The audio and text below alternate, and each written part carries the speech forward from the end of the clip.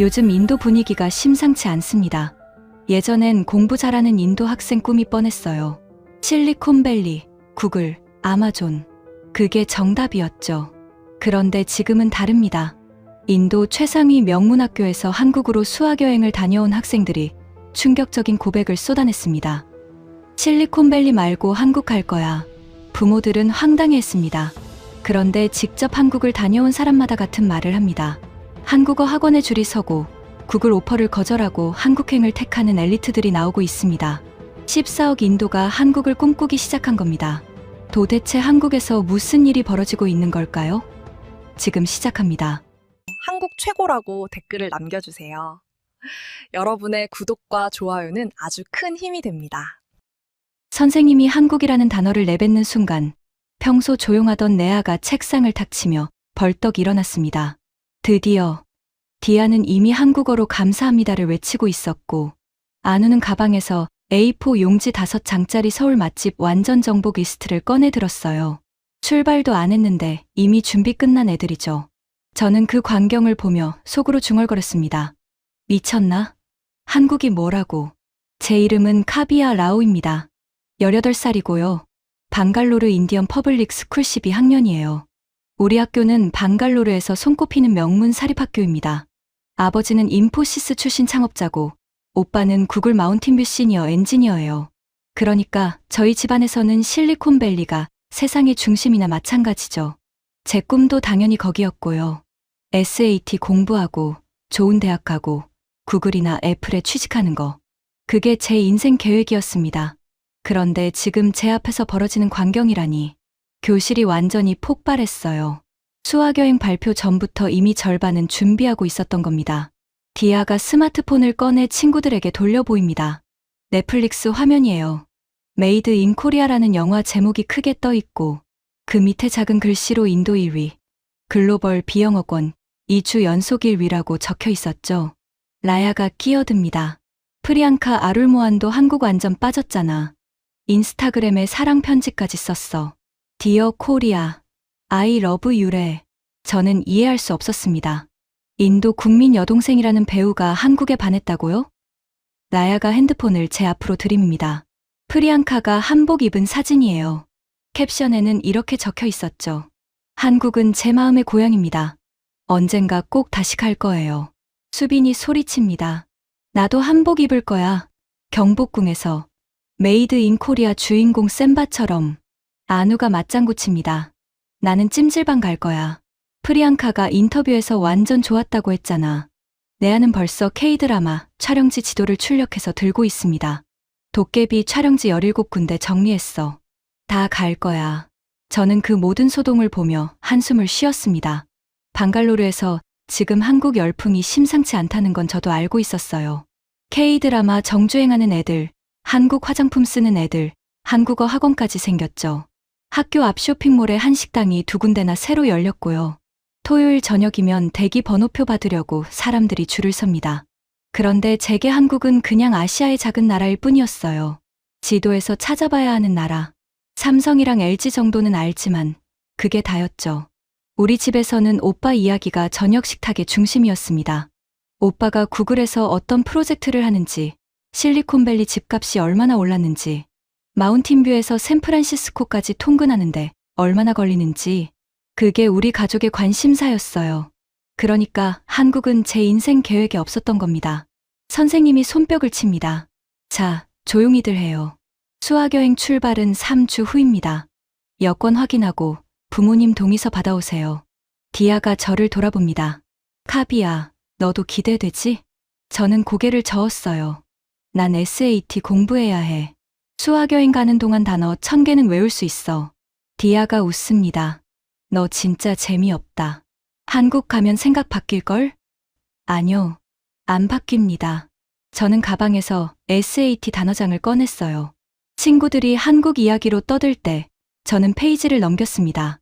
어비케이트, 포기하다, 어브노멀, 비정상적인, 어브솔루트, 절대적인. 라야가 제 어깨를 톡톡 칩니다. 너 정말 안 궁금해. 프리앙카가 그렇게 반한 나라가? 저는 대답하지 않았어요.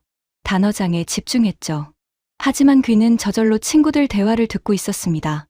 네아가 말합니다. 메이드 인 코리아 댓글 봤어? 한국에서 유학하던 인도 사람들이 진짜 현실이라고 다 울었대. 수빈이 맞장구 칩니다. 응, 나도 봤어. 한국 사람들 진짜 친절하대. 길 잃으면 목적지까지 데려다 준대. 안우가 끼어듭니다. 그리고 밤에도 안전하대. 여자 혼자 새벽에 걸어도 괜찮대. 저는 속으로 코웃음 쳤어요. 그게 말이 돼? 여자가 밤에 혼자 걸어도 괜찮은 나라가 어딨어? 방갈로르에서는 해가 지면 절대 혼자 나가지 말라고 부모님이 신신당부하십니다. 오빠도 같은 말을 했고요. 학교 선생님도, 친구 부모도 모두가 같은 말을 해요. 인도에서 여자가 밤에 혼자 나가는 건 위험하다고. 그게 당연한 줄 알았습니다. 세상이 원래 그런 줄 알았죠. 그런데 한국은 다르다고요? 믿을 수 없었어요. 디아가 핸드폰을 또 저한테 들이밉니다. 이번엔 프리앙카 인터뷰 영상이에요. 프리앙카가 카메라를 보며 말합니다. 한국에서 지낼 때 제일 놀란 게 뭐였냐고요? 밤에 혼자 걸어도 무섭지 않았다는 거예요. 처음엔 긴장했어요.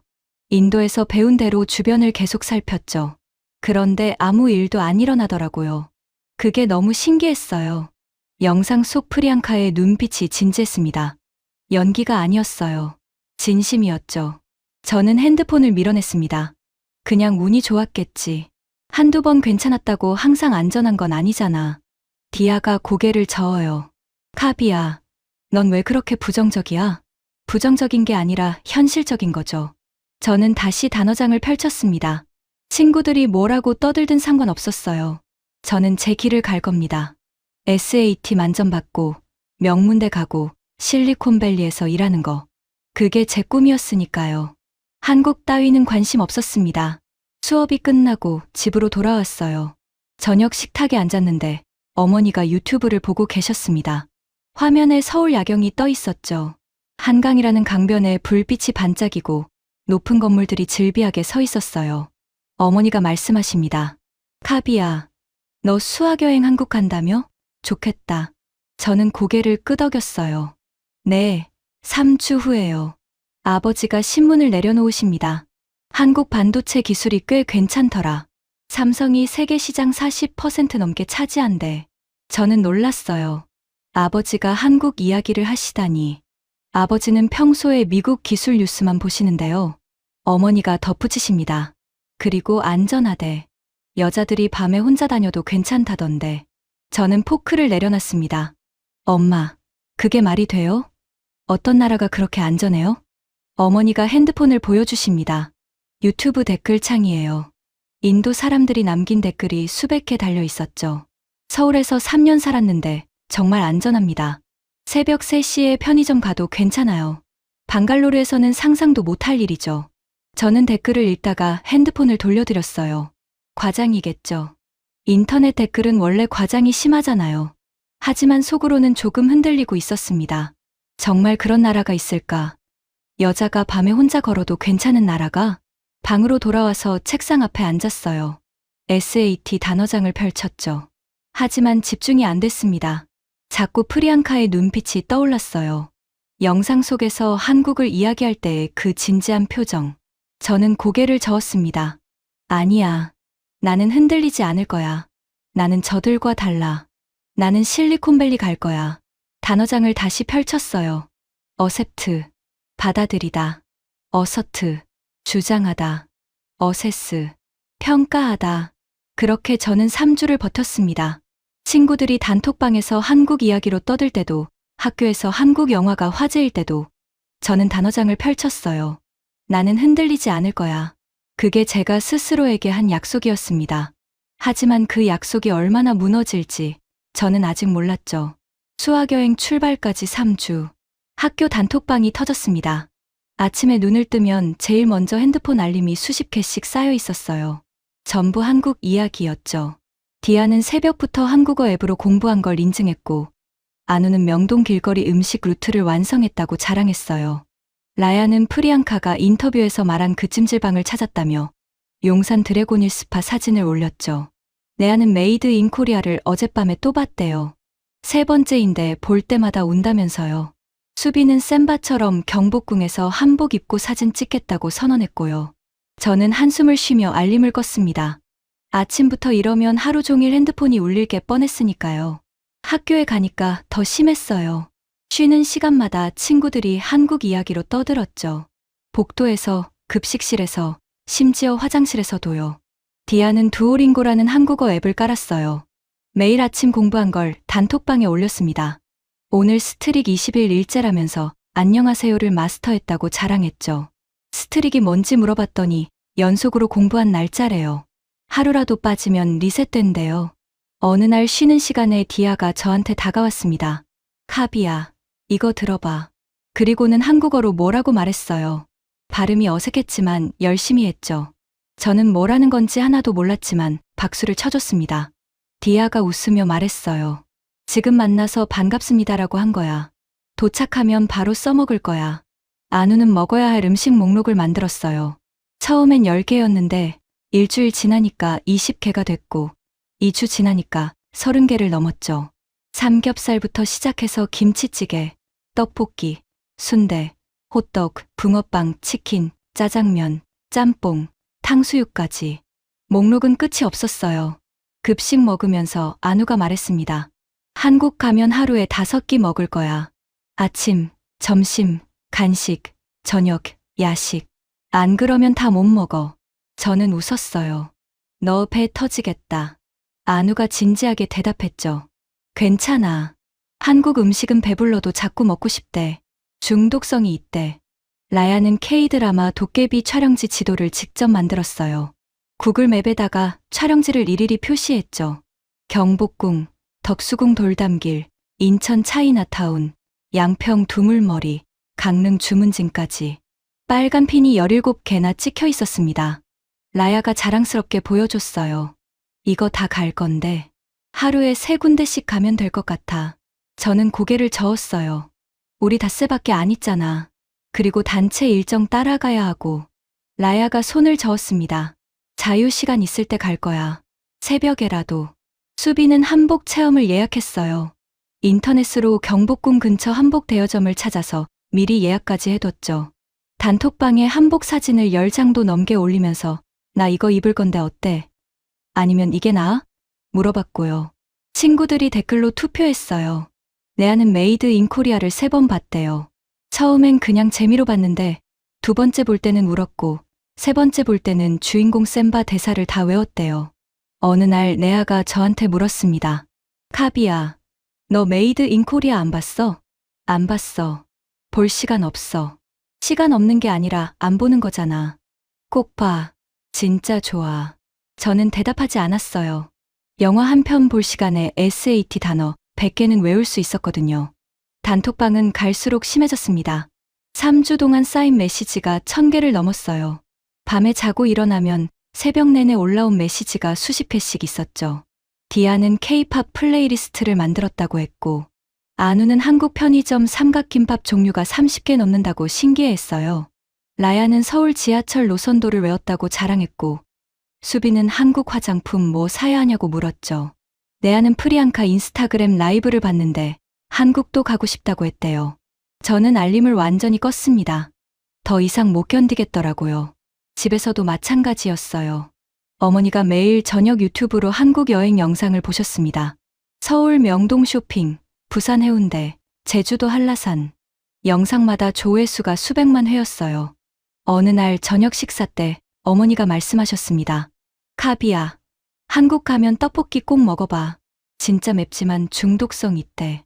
저는 고개를 끄덕였어요. 네, 엄마. 아버지도 신문을 읽다가 말씀하셨죠. 한국 전기차 배터리 기술이 세계 1위래. LG, 삼성, SK 세 회사가 시장 40% 넘게 차지한대. 저는 놀랐어요. 아버지가 한국 경제 뉴스까지 보시다니. 제 방에는 SAT 문제집이 쌓여 있었습니다. 저는 매일 밤 3시간씩 공부했어요. 단어 100개씩 외우고, 독해 문제 풀고, 수학 문제 풀고. 친구들이 한국 준비할 때 저는 실리콘밸리를 준비했죠. 비행기 안에서도 공부할 계획이었어요.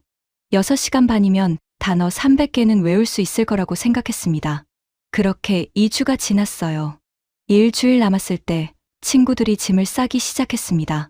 디아는 캐리어에 한국어 회화책을 넣었다고 했고, 안우는 비상 간식으로 초콜릿 30개를 샀대요. 한국 음식이 안 맞으면 먹으려고요. 라야는 도깨비 대본집을 가져간다고 했고, 수비는 한복 사진 찍을 때 쓸 소품을 준비했대요. 레아는 프리앙카가 추천한 서울 카페 리스트를 출력했고요. 저는 캐리어에 SAT 문제집 3권을 넣었습니다. 단어장도 2권 챙겼고요. 친구들이 한국을 준비할 때 저는 미국을 준비했습니다. 그리고 출발 전날 밤이었어요. 짐을 다 싸고 침대에 누웠는데 핸드폰이 울렸습니다. 오빠한테서 카톡이 온 거예요. 오빠는 지금 미국 시간으로 아침이었죠. 카비아야, 한국 가면 눈 크게 뜨고 봐. 저는 답장했어요. 왜요? 구글에도 한국 가고 싶다는 애들이 요즘 많아. 실리콘밸리만이 답은 아닐 수도 있어. 저는 핸드폰을 내려다봤습니다. 오빠가 이런 말을 하다니. 오빠야말로 실리콘밸리에서 성공한 사람인데요. 오빠도 너무 심하네요. 한국이 뭐라고. 그냥 한번 보라는 거야. 편견 없이. 네네. 잘게요. 저는 핸드폰을 치웠습니다. 대수롭지 않게 생각했어요.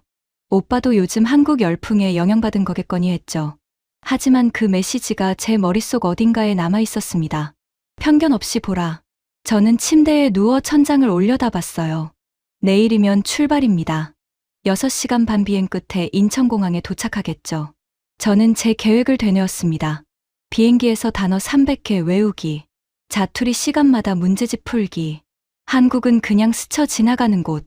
제 인생에 아무 영향도 미치지 않을 곳. 그렇게 믿었습니다. 눈을 감았어요. 내일이면 알게 되겠죠.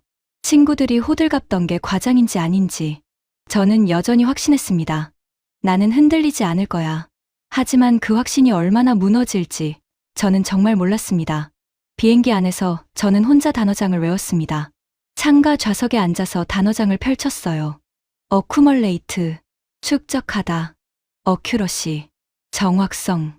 친구들은 전부 K-드라마를 보거나 한국어 앱을 켰죠. 디아는 이어폰을 끼고 도깨비를 보고 있었고, 안우는 한국 음식 사진을 또 보면서 침을 흘렸어요. 6시간 반 비행. 저는 단어 300개를 외울 계획이었습니다. 그런데 집중이 잘 안 됐어요. 옆자리 디아가 드라마 보면서 자꾸 한숨을 쉬거든요. 어느 순간 흐느끼는 소리까지 들렸습니다. 디아, 너 우니? 디아가 눈물을 닦으며 말했어요.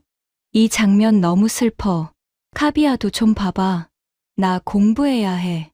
저는 다시 단어장을 펼쳤습니다. 그렇게 6시간이 흘렀어요. 저는 단어 200개를 겨우 외웠습니다. 계획보다 100개나 적었죠. 기내 방송이 나왔습니다.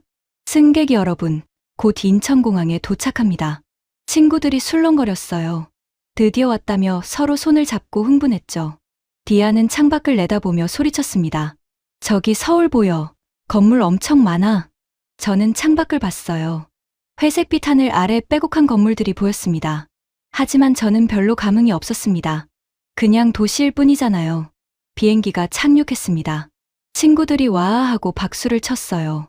저는 단어장을 가방에 넣으며 한숨을 쉬었습니다. 이제부터 닷새를 버텨야 해. 비행기 문이 열렸습니다. 복도로 나와서 입국장으로 향하는 통로를 걸었어요. 그런데 통로부터 달랐습니다. 깨끗했어요. 너무 깨끗했어요. 방갈로르 공항은 바닥에 먼지가 쌓여 있고 벽에 얼룩이 있는 게 당연한데 여기는 바닥이 반짝였습니다. 형광등 빛이 바닥에 반사될 정도였어요. 디아가 주변을 둘러보며 말했어요.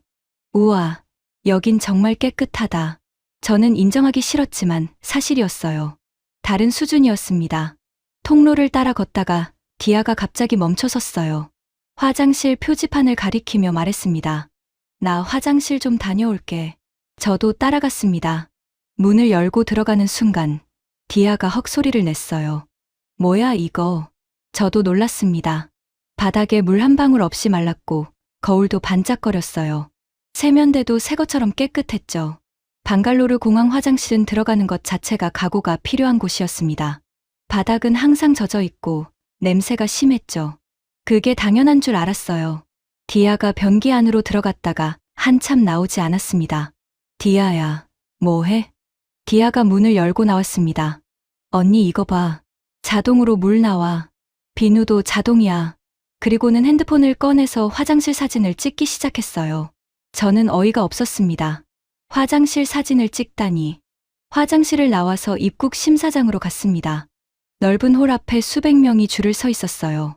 저는 본능적으로 긴장했어요.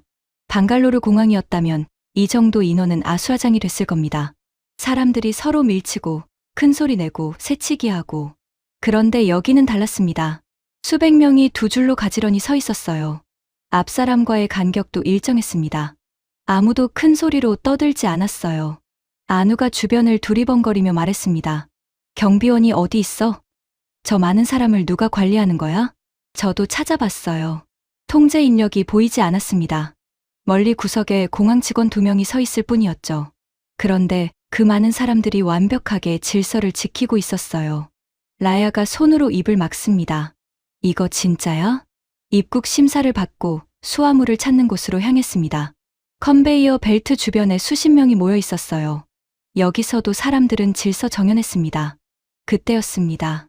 노인 한 분이 무거운 짐을 들어 올리려고 애쓰고 계셨어요. 한 번, 2번 들어 올리려다 실패하셨죠. 저는 지켜보고 있었습니다. 방갈로르였다면 다들 자기 짐 찾느라 바빴을 거예요. 그런데 여기서는 젊은 남자가 아무 말 없이 다가갔습니다. 그리고 노인의 짐을 들어 올려 바닥에 내려줬어요. 노인이 고맙다고 인사했습니다. 젊은 남자는 그냥 가볍게 고개를 끄덕이고 돌아섰어요. 당연한 일이라는 듯이. 아무도 시키지 않았습니다. 그냥 도왔습니다. 디아가 제 팔을 잡으며 속삭였어요. 봤어? 저거. 저는 시선을 거뒀습니다. 응. 봤어. 하지만 인정하고 싶지 않았어요. 그냥 저 사람이 착한 거겠지. 출구를 나서니 가이드가 기다리고 있었어요. 버스에 올라타서 창밖을 봤습니다. 공항 밖 풍경이 펼쳐졌어요. 넓은 도로, 정돈된 건물들, 깨끗한 거리. 방갈로르와는 확실히 달랐습니다. 디아가 창밖을 보며 말했어요. 우와, 진짜 깨끗하다. 안우가 맞장구 쳤습니다. 영화에서 본 것보다 더 좋은데? 저는 가방에서 단어장을 꺼냈습니다. 하지만 집중이 안 됐어요. 자꾸 친구들 대화가 귀에 들어왔거든요. 라야가 말했습니다. 프리앙카가 한국 좋아한 이유 알 것 같아. 수빈이 대답했어요. 응, 나도 벌써 좋아졌어. 저는 단어장을 덮었습니다. 그리고 창밖을 봤어요. 고속도로가 쭉 뻗어 있었고 차들이 질서 있게 달리고 있었습니다. 저는 속으로 생각했어요. 아직이야. 며칠 지나면 별거 아니라는 걸 알게 될 거야. 하지만 가슴 한편이 불편했어요. 뭔가 제 생각이 흔들리고 있다는 걸 느꼈거든요. 그냥 우연이야. 공항이 좋은 거야. 저는 눈을 감았습니다. 그리고 다시 다짐했죠. 나는 흔들리지 않을 거야. 하지만 그 다짐은 다음 날부터 조금씩 무너지기 시작했습니다. 서울 첫날 아침이었습니다. 호텔에서 아침을 먹고 밖으로 나왔어요. 12월 서울. 기온이 영하 3도였습니다. 방갈로르에서는 겨울에도 20도가 넘는데 여기는 정말 추웠어요. 저는 패딩을 여미며 떨었습니다. 가이드가 말했어요. 오늘은 대중교통을 이용해서 시내를 돌아볼 겁니다. 버스랑 지하철 타볼 거예요. 친구들이 좋아했죠. 저는 별로였어요. 대중교통이라니. 방갈로르 버스는 낡고 더럽고 시끄러운데 여기도 비슷하겠거니 생각했습니다. 호텔 앞 버스 정류장으로 걸어갔어요. 유리로 된 정류장이 보였습니다. 방갈로르 버스 정류장은 그냥 지붕 하나 덮인 시멘트 벤치가 전부인데 여기는 유리로 사방이 막혀 있었어요. 디아가 안으로 들어가더니 갑자기 소리를 질렀습니다. 언니들 이거 봐. 여기 따뜻해. 저는 고개를 저었어요. 무슨 소리야. 밖에 영하인데 따뜻할 리가 없잖아. 카비야, 진짜야. 들어와 봐. 저는 한숨을 쉬며 정류장 안으로 들어갔습니다. 그 순간 느꼈어요. 정말 따뜻했습니다. 유리벽에서 미세한 바람이 나오고 있었어요. 따뜻한 바람이었습니다. 저는 믿을 수가 없었어요. 버스 정류장의 난방을? 안우가 의자에 앉더니 또 소리를 질렀어요. 엉덩이도 따뜻해. 이거 봐. 의자에 열선 깔려 있어. 저도 앉아봤습니다. 정말이었어요. 좌석이 따뜻했습니다. 영하 3도 날씨에 버스를 기다리는데 엉덩이가 따뜻한 겁니다. 라야가 경악하며 말했어요. 버스 정류장의 난방을, 의자의 열선을, 방갈로르 버스 정류장을 떠올렸습니다.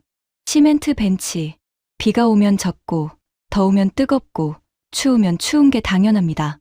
지붕도 반쪽이라 비 오면 비를 맞아요. 그게 정상인 줄 알았어요.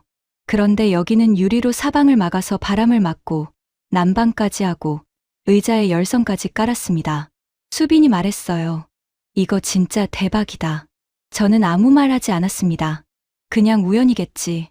이 정류장만 특별한 거겠지. 정류장 위쪽에 전광판이 있었어요. 숫자가 떠 있었습니다. 142번 버스, 2분 30초 후 도착. 숫자가 실시간으로 줄어들고 있었어요. 2분 29초, 2분 28초, 2분 27초. 라야가 스마트폰을 꺼냈습니다. 버스 앱을 켰어요. 그리고 소리쳤죠. 앱이랑 똑같아. 진짜 정확해. 저는 코웃음 쳤어요. 방갈로르 버스 앱을 떠올렸거든요. 앱을 열면 예상 도착 시간 30분이라고 뜹니다. 하지만 실제로는 1시간을 기다려도 안 와요. 어떤 때는 2시간을 기다립니다. 그게 일상이에요. 그래서 방갈로르 사람들은 버스 앱을 안 믿어요. 디아가 시계를 보며 말했어요. 진짜 2분 30초 후에 올까? 저는 어깨를 으쓱했습니다. 글쎄, 오차가 있겠지. 그렇게 기다렸어요. 정확히 2분 30초 후 버스가 왔습니다. 디아가 스톱워치로 쟀어요. 오차 3초. 저는 할 말을 잃었습니다. 진짜 정확했어요. 1분 단위가 아니라 초 단위로 정확했던 겁니다. 버스 문이 열렸어요. 그런데 사람들이 달려들지 않았습니다. 줄을 섰어요. 저는 눈을 의심했습니다. 방갈로르에서 버스 앞은 전쟁터예요. 문이 열리면 사람들이 동시에 달려듭니다. 밀치고, 소리 지르고, 새치기 하고. 노인이든 아이든 상관없어요. 먼저 타는 게 장땡이거든요. 그런데 여기 사람들은 두 줄로 서서 차례대로 탔습니다. 내리는 사람이 다 내릴 때까지 기다렸어요. 노인 한 분이 천천히 내리는데 아무도 재촉하지 않았습니다. 우리 차례가 왔어요.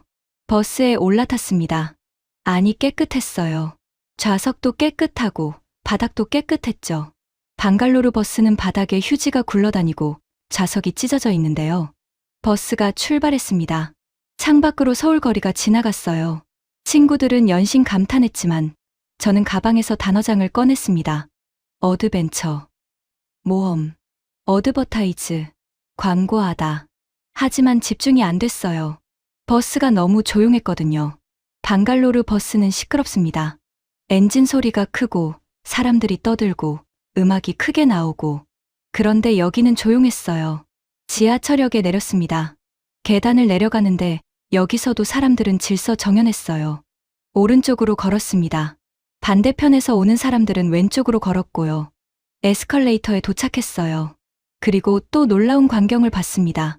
모든 사람이 오른쪽에만 서 있었어요. 왼쪽은 완전히 비어 있었습니다. 급한 사람들이 왼쪽으로 빠르게 걸어 올라가고 있었죠. 수빈이 신기해서 왼쪽에 서려고 했어요. 그런데 뒤에서 오는 사람이 있어서 자연스럽게 오른쪽으로 밀려났습니다. 아무도 뭐라고 하지 않았어요. 그냥 수빈이 스스로 느끼고 비켜선 거예요. 방갈로르에서는요? 에스컬레이터에 그냥 아무렇게나 서요. 왼쪽이든 오른쪽이든 상관없어요. 급한 사람이 뒤에서 밀면 그제야 비켜서죠. 싸움도 자주 납니다. 지하철을 탔어요.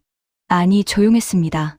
거의 모든 사람이 이어폰을 끼고 있거나 조용히 핸드폰을 봤어요. 통화하는 사람이 한 명도 없었습니다. 방갈로르 지하철은 시끄러워요.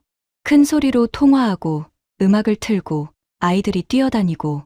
그게 정상이에요. 그런데 여기는 달랐습니다. 디아가 속삭였어요. 왜 이렇게 조용해? 모르겠어. 원래 이런가 봐. 지하철에서 내려서 거리를 걸었습니다. 점심시간이 되어서 편의점에 들어갔어요. 가이드가 삼각김밥을 추천했거든요. 편의점 문을 열고 들어갔습니다. 그리고 또 놀랐어요. 종류가 너무 많았어요.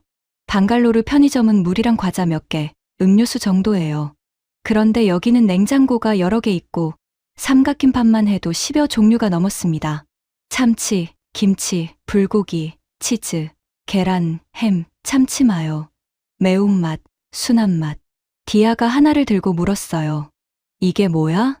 가이드가 설명했습니다. 삼각김밥이에요. 김으로 밥을 싼 거죠. 간편하게 먹을 수 있어요. 디아가 하나 샀어요. 포장을 뜯어서 먹더니 눈이 커졌습니다. 맛있어. 그리고는 다시 가서 2개를 더 샀어요. 저도 하나 사서 먹어봤습니다.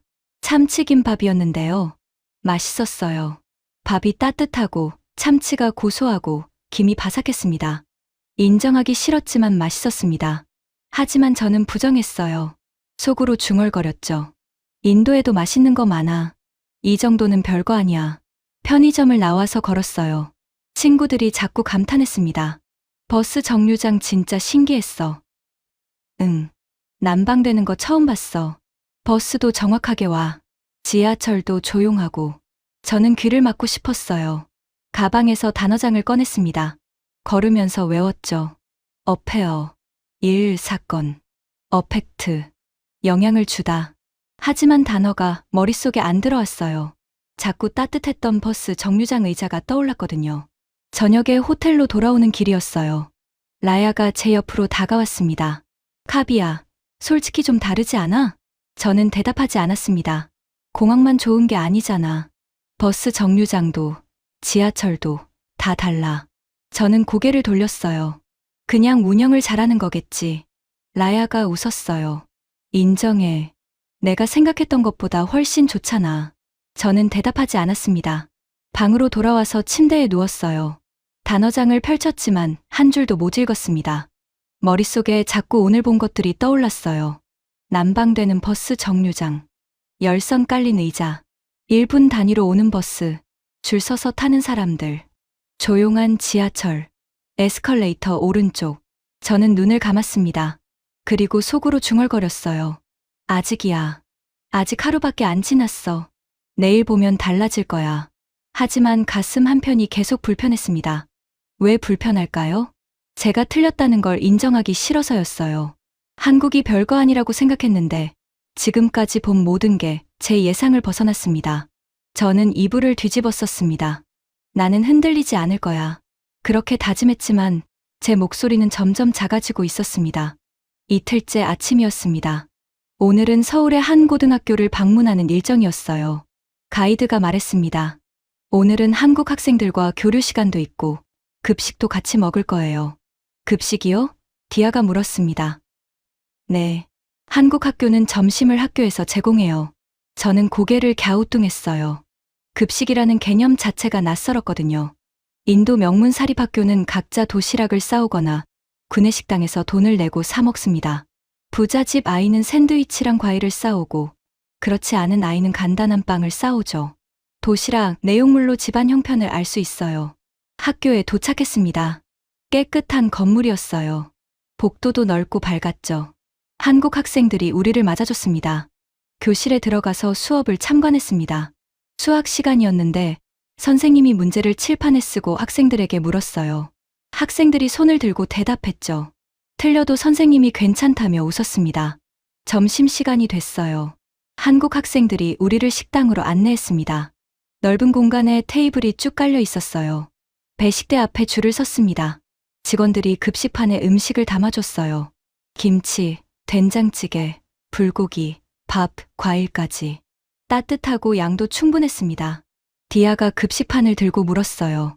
이게 공짜야? 네. 한국 학생이 웃으며 대답했습니다. 급식은 무료예요. 자리에 앉아서 먹었습니다. 맛있었어요. 불고기가 달콤하고 된장찌개가 구수했죠. 주변을 둘러봤습니다. 모든 학생이 같은 음식을 먹고 있었어요. 부잣집 아이도 그렇지 않은 아이도 구별이 없었습니다. 같은 급식판, 같은 음식. 점심을 먹고 학교를 둘러봤어요. 도서관도 크고 운동장도 넓었습니다. 오후가 됐습니다. 자유시간이라서 근처를 구경하기로 했어요. 그런데 안우가 갑자기 배를 움켜쥐었습니다. 안우야, 괜찮아? 배 아파. 아침부터 좀 이상했는데. 가이드가 근처 병원으로 안내했습니다. 택시를 타고 응급실로 갔어요. 건물이 깨끗했습니다. 접수 창구로 갔습니다. 직원이 영어로 물었어요. 어디가 불편하세요? 가이드가 설명했습니다. 배가 아프다고요. 여권 보여주세요. 안우가 여권을 건넸어요. 직원이 컴퓨터에 정보를 입력했습니다. 5분도 안 걸렸어요. 대기실에 앉으라고 했습니다. 우리는 의자에 앉았어요. 저는 시계를 봤습니다. 방갈로리였다면 최소 2시간은 기다려야 하는데 20분 만에 호명됐습니다. 진료실로 들어갔어요. 의사가 안우에게 물었어요. 어디가 불편해요? 배가 아파요. 의사가 진찰했습니다. 그리고 설명했어요. 스트레스성 복통 같아요. 여행 중이라 몸이 긴장한 거예요. 혹시 몰라 초음파 검사를 권합니다. 바로 옆 검사실로 안내받았어요. 10분 만에 검사 끝났습니다. 결과도 바로 나왔고요. 의사가 말했어요. 검사 결과 괜찮아요. 약 먹으면 나을 거예요. 처방전을 들고 병원 내 약국으로 갔습니다. 약사가 약을 주면서 설명했어요. 하루 3번, 식후 30분. 마지막으로 수납했습니다. 12만 원. 디아가 속삭였습니다. 진짜 이 금액 맞아? 병원을 나서며 친구들이 조용했어요. 라야가 말했습니다. 우리가 살던 게 정상이 아니었던 것 같아. 저는 창밖을 봤어요. 대답하지 않았습니다. 하지만 속으로는 계산하고 있었어요. 접수 5분, 대기 20분, 진료 10분, 검사 10분, 약국 5분, 수납 3분, 총 1시간. 방갈로리였다면 최소 이틀. 숫자는 거짓말하지 않았어요. 호텔로 돌아오는 택시 안.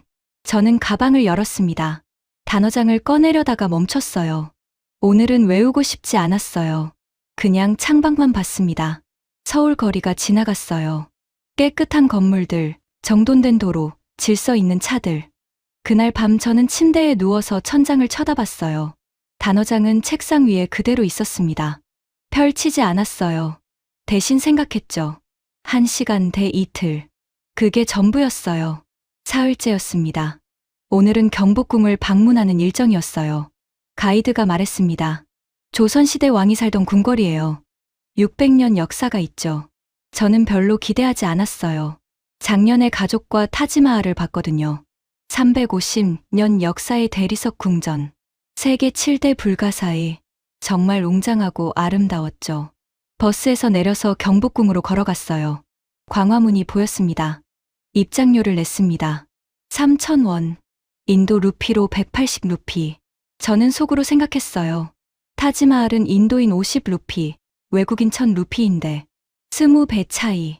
문을 지나 안으로 들어갔습니다. 넓은 마당이 펼쳐졌어요. 화려하지는 않았어요. 타지마할처럼 거대한 돔도 없고 벽면에 보석도 없었습니다. 그냥 나무 기둥의 기와 지붕. 하지만 단정했습니다.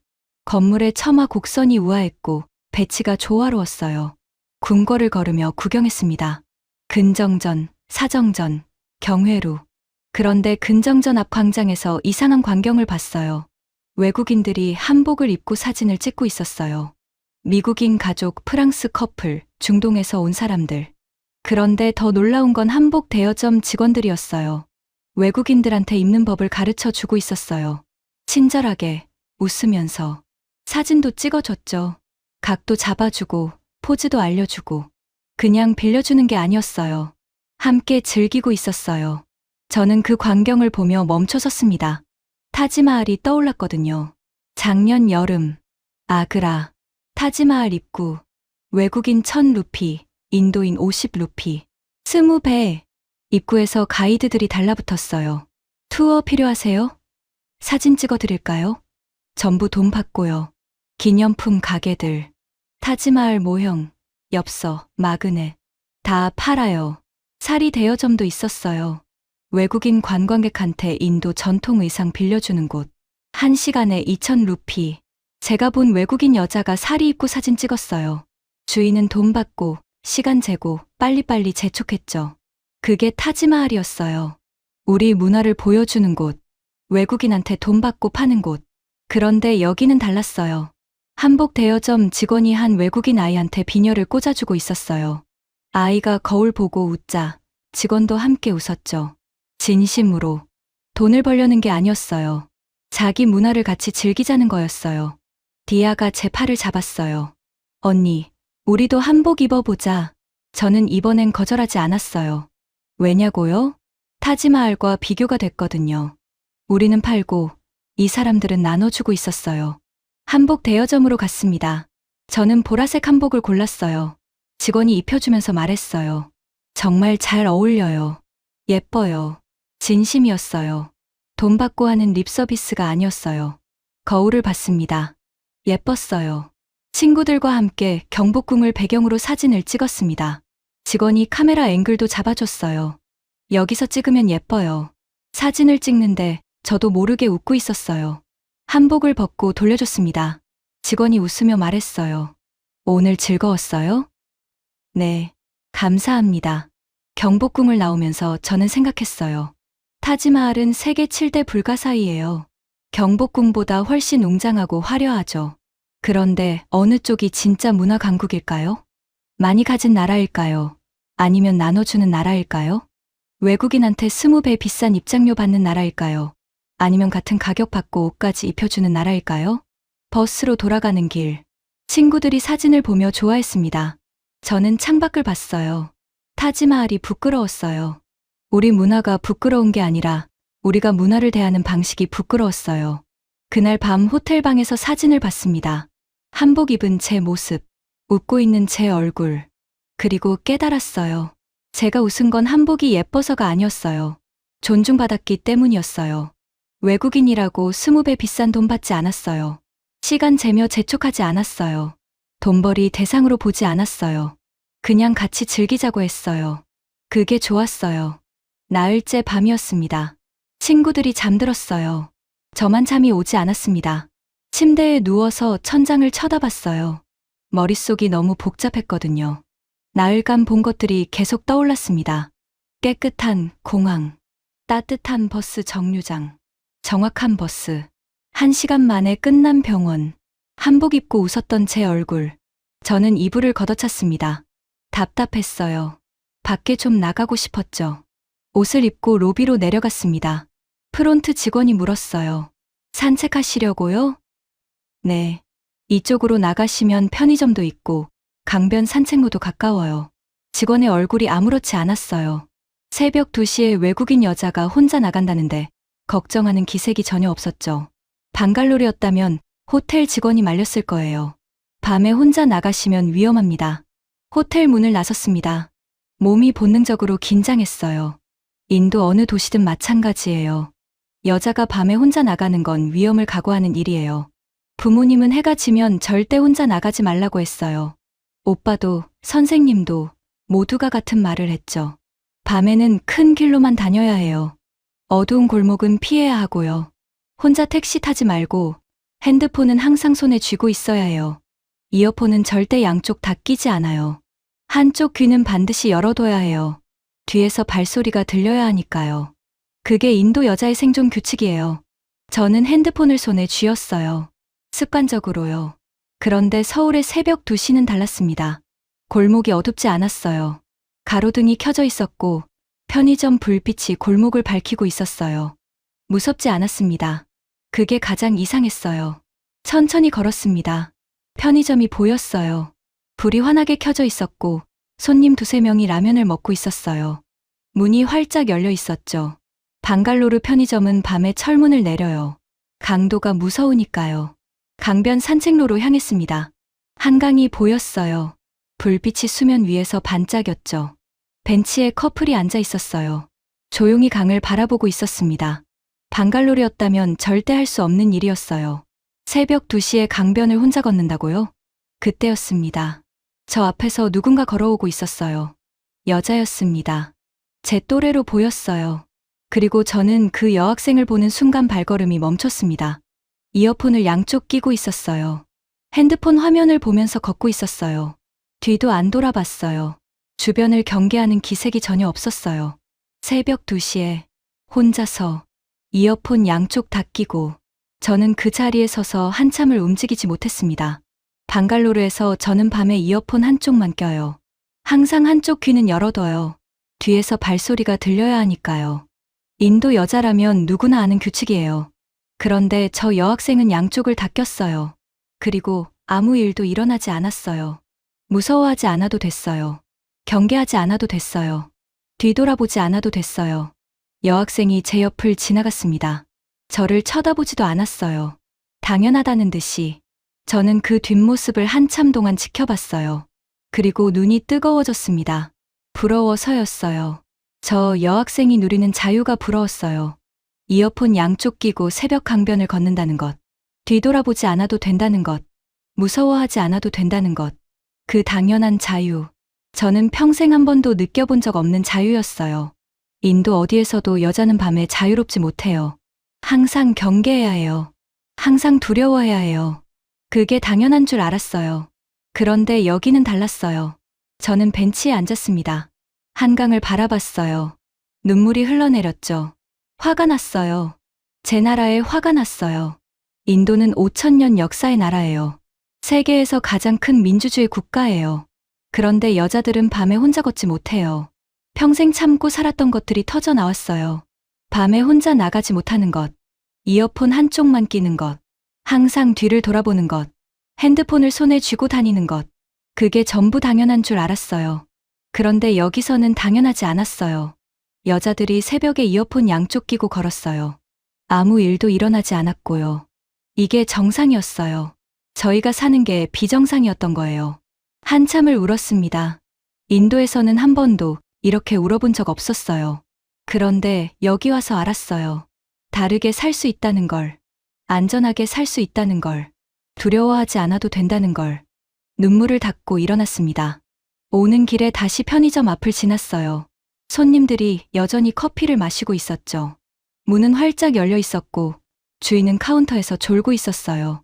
새벽 3시, 문 열린 가게, 졸고 있는 주인, 그리고 아무 일도 일어나지 않는 평화. 이게 당연한 곳이 있다는 것. 방에 돌아왔어요. 침대에 앉아서 SAT 단어장을 꺼냈습니다. 하지만 한 글자도 읽히지 않았어요. 무엇을 위해 공부하는 걸까요? 실리콘밸리에 가면 행복할까요? 돈을 많이 벌면 안전할까요? 아니요. 진짜 중요한 건 돈이 아니었어요. 새벽 2시에 이어폰 양쪽 끼고 걸을 수 있는 자유.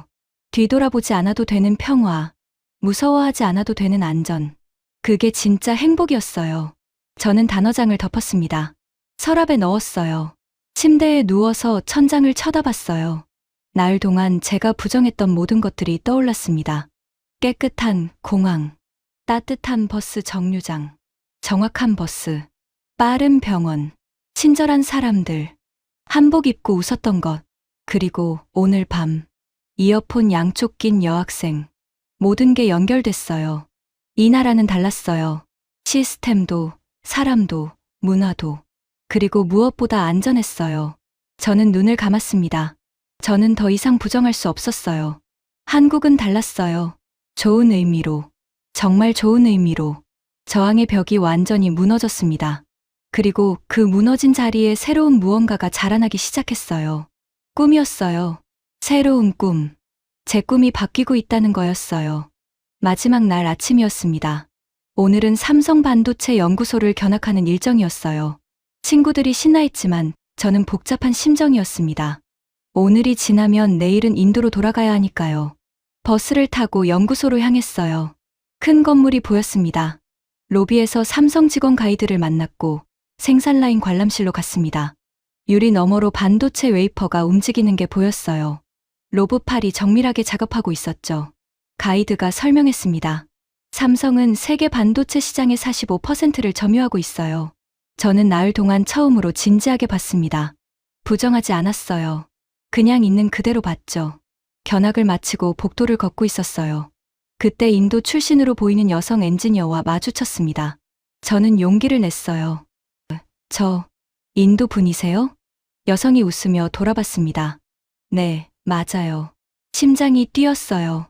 IIT 출신이세요? 네, 뭄바이 IIT예요. 컴퓨터공학과요. 저는 숨을 깊이 들이쉬었어요. IIT 뭄바이라면 인도 최고의 대학이에요. 거기 졸업하면 실리콘밸리에서 모셔가려고 하죠. 물어봐도 될까요? 구글은 생각 안 해봤어요? 실리콘밸리요. 엔지니어가 잠깐 웃더니 대답했어요. 구글 오퍼 받았었어요. 페이스북도요. 그런데 왜 여기로? 여기서는 밤에 혼자 퇴근할 수 있거든요. 저는 아무 말도 못했습니다. 어제 새벽 2시가 떠올랐어요. 이어폰 양쪽 낀 여학생. 무섭지 않았던 그 감각. 엔지니어가 복도 벤치를 가리켰어요. 잠깐 앉을래요? 저는 고개를 끄덕였습니다. 친구들한테 먼저 가라고 손짓했어요. 벤치에 나란히 앉았습니다. 엔지니어가 말했어요. 이름이 뭐예요? 카비아예요. 카비아 라오. 저는 프리아. 프리아 샤르마예요. 몇 살이에요? 18비요. 아, 고등학생이구나. 대학은 어디 생각하고 있어요? 저는 미국이요. 실리콘밸리에서 일하는 게 꿈이었어요. 이었다고요? 과거형이네요. 저는 고개를 숙였어요. 여기 오기 전까지는 확실했는데 지금은 잘 모르겠어요. 프리아가 웃었습니다. 저도 그랬어요. IIT 졸업하면 당연히 실리콘밸리 가는 줄 알았죠. 그런데요? 3년 전에 구글하고 삼성에서 동시에 오퍼를 받았어요. 구글은 마운틴뷰, 연봉 15만 달러. 삼성은 수원, 연봉 8만 달러. 와, 구글이 거의 2배네요. 맞아요. 주변에서 다들 미쳤냐고 했어요. 왜 연봉 반 토막 내고 한국 가냐고. 부모님도 반대하셨고요. 그런데도 한국으로 오신 이유가 뭐예요? 프리아가 창밖을 바라봤어요. 삼성 캠퍼스 정원이 보였습니다. 방갈로르에서 일할 때요. 저는 매일 밤 9시에 퇴근했어요. 회사에서 여자 직원들한테 밤 10시 이후엔 혼자 나가지 말라고 했거든요. 그래서 택시를 불렀죠. 회사 앞에서 집까지 10분 거리인데 택시 안에서도 무서웠어요. 기사가 이상한 길로 가면 어쩌나, 뒤에서 오토바이가 따라오면 어쩌나. 저는 고개를 끄덕였어요. 알았어요. 너무 잘 알았어요. 집에 도착하면 문 잠그고, 커튼 치고, 창문 확인하고. 그게 일상이었어요. 주말에 친구 만나려고 해도 해 지기 전에 집에 들어가야 했고요. 그게 당연한 줄 알았어요. 저도요. 프리아가 저를 봤어요. 그런데 한국은 달라요. 처음 왔을 때 회식이 있었어요. 밤 11시에 끝났죠. 저는 겁났어요. 이 시간에 어떻게 집에 가지? 그런데 한국 동료들이 지하철 타면 된다고 하더라고요. 지하철이요? 밤 11시에요? 네. 처음엔 안 믿겼어요. 그런데 정말 탔어요. 여자들이 혼자 타고 있더라고요. 이어폰 끼고, 핸드폰 보고, 심지어 졸기도 하고. 아무도 무서워하지 않았어요. 저는 어제 밤이 떠올랐어요. 새벽 2시. 이어폰 양쪽 낀 여학생. 그날 밤 집에 혼자 들어가면서 울었어요. 이게 정상이구나. 내가 살던 게 비정상이었구나. 저도 어젯밤에 혼자 나가봤어요. 프리아가 놀란 표정을 지었어요. 어젯밤에요? 몇 시에요? 새벽 2시요. 혼자요?